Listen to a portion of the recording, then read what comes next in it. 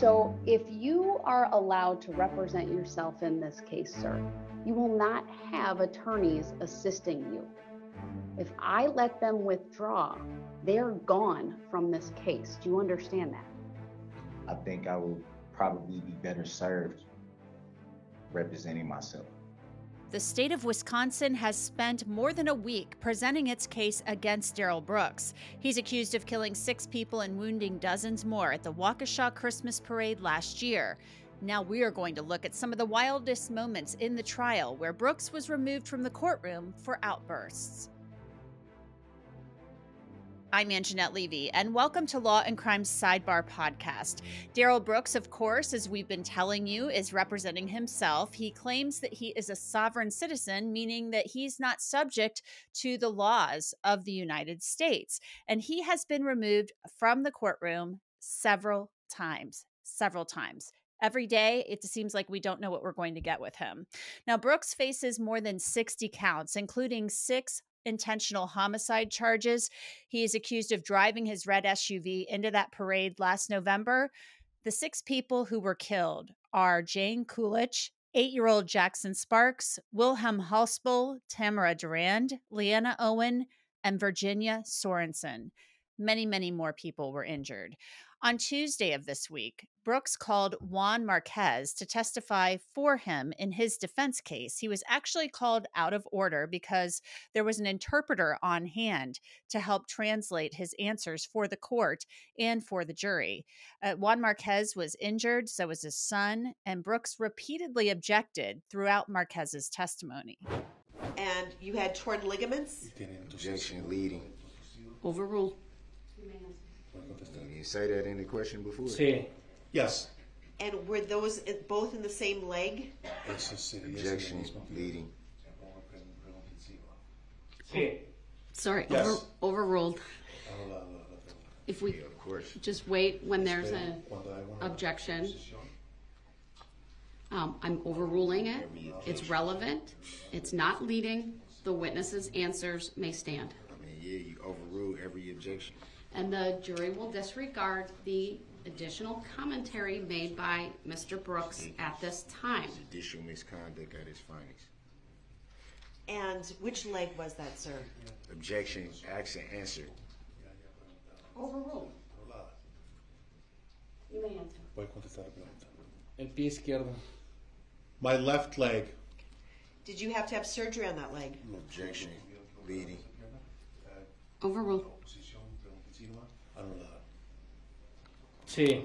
Yes. Let's see what y'all Just one?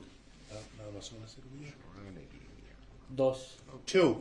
That's not gonna work either. Mr. Brooks, you are advised to stop with the commentary. No, I'm gonna say what I want. You to say. called this witness. I'm going to take a break right now and excuse the jury and this witness. That's not fair to the jury. They have a right to hear everything.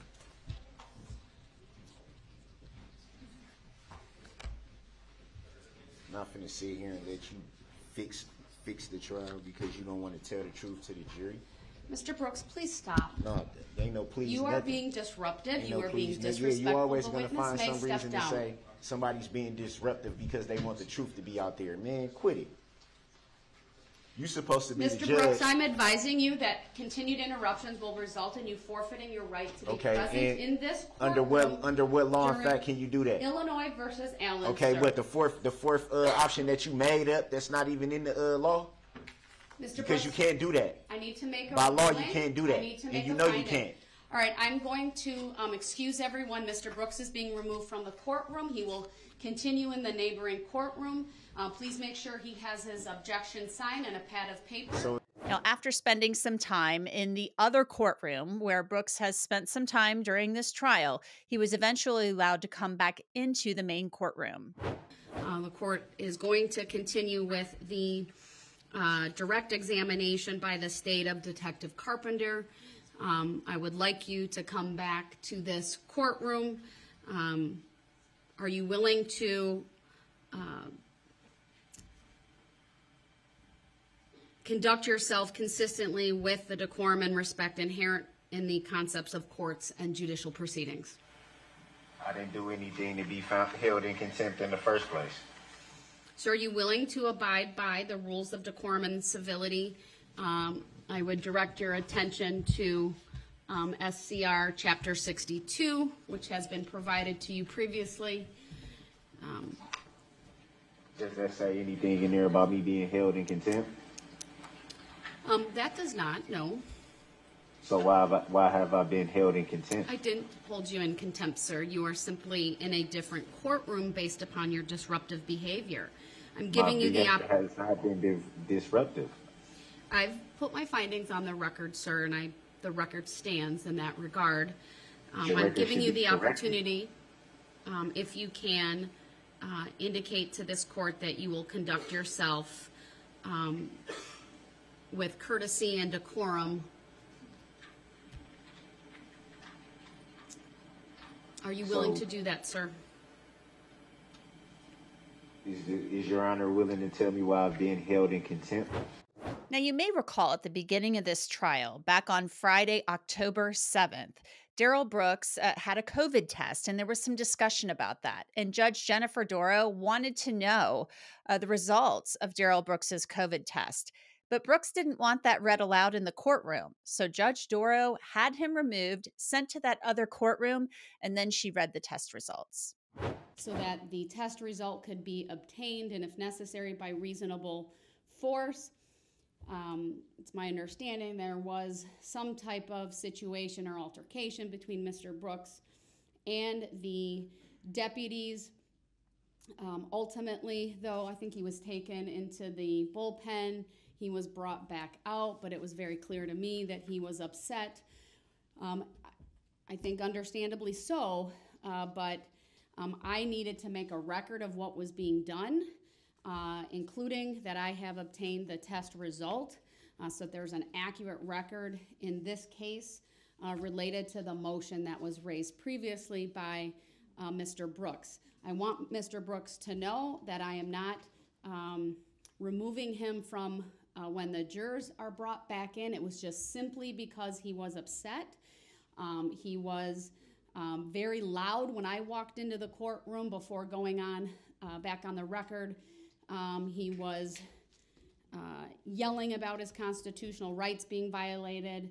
I advised him that if there was any type of use of force that he wanted to complain about, he could certainly do that through the proper channels with the sheriff's department. But just given his state of agitation and my need to make a record, I had him taken to the other courtroom. He is currently muted. I do not intend to go forward with additional testimony. Ultimately, I'm going to take an early lunch break because of this, but I will make a record of the following. I have the result. Now, throughout this trial, most of the time, we've actually seen Darrell Brooks over the last week or so in a suit and tie. That is something the judge wanted him to do from the very beginning. But you may recall in the beginning of the trial, in the first few days, Brooks actually refused to wear street clothes and instead appeared in court in a jail jumpsuit. It is your choice, though. Are you willing to go back to your cell and put on your suit? It is my right to do so or to not do so. And at this point, Your Honor, who doesn't know that I'm in custody? Mr. Brooks, I've had many trials with individuals who were in custody, and when I've talked to the jurors after the conclusion of the case, they had no idea. The whole point of allowing for street clothing is not only to shield jurors from the fact that you are in custody, but also you being in a suit and a tie or other street clothing, I think also lends to the dignity of the proceedings. This is a trial. Again, it is your choice. Are you willing to go back to your cell and be dressed in the street clothes that you previously appeared in? With all due respect, I do not agree with that assessment whatsoever. There's no possible way that anybody will not know that I am in custody. I think that's a well-known fact because it's reported on every day in the media. It's shown every day on the news where I am, what jail I'm housed in, and that I'm in custody. It's virtually impossible for anybody to not know that I'm in custody. Judge Doro, on that occasion as well, had Darrell Brooks removed and sent to the other courtroom, and he was appearing remotely from there.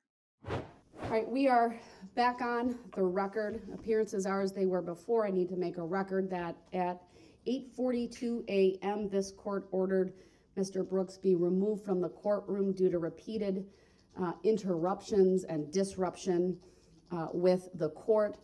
This, of course, comes on the recent history with Mr. Brooks. On every day that we have been in court since Monday, he has shown a complete and utter disrespect for the simple rules of civility. He has been removed from the courtroom multiple times. This morning alone, he started interrupting this court within a minute of the court calling the case. I should also make a record at the moment he is muted because of the way that he was removed from the courtroom and his conduct since.